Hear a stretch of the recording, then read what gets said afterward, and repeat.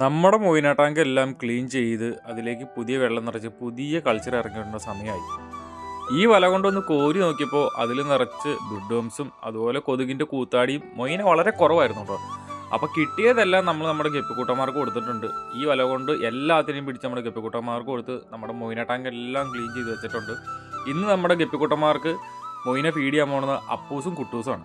അപ്പൂസിനെ കൊണ്ട് താഴെ ഇരുന്ന ടാങ്കിൽ നിന്ന് ഉണ്ടായിരുന്ന മൊയ്ന മൊത്തം ഈ ഒരു നെറ്റ് വെച്ചിട്ട് കളക്ട് ചെയ്യിപ്പിച്ചിട്ടുണ്ട് കേട്ടോ. അവന്മാരത് കഴുകി നല്ല വെടിപ്പാക്കി നമ്മുടെ ഗപ്പിക്കുട്ടന്മാർക്ക് കൊടുത്തിട്ടുണ്ട്. ഏകദേശം ബ്രൂഡ് സ്റ്റോക്സിന് കൊടുക്കാനുള്ള ഒരു എമൗണ്ടിൽ നമുക്ക് താഴെ ഇരുന്ന ടാങ്കിൽ നിന്ന് കിട്ടി. മേലിരുന്ന ടാങ്കിൽ നിന്ന് കുട്ടൂസും കുറേ മൊയ്നെ പിടിച്ചിട്ടുണ്ട്. അത് ക്ലീൻ ചെയ്ത് നമ്മുടെ പുതുതായി വെള്ളം നിറച്ച മൊയ്ന ടാങ്കിലേക്കും നമ്മുടെ ഗപ്പി കുഞ്ഞുങ്ങൾക്കും എല്ലാവർക്കും കൊടുത്തിട്ടുണ്ട് കേട്ടോ. അത് അവർ തന്നെയാണ് ഫീഡ് ചെയ്തത്.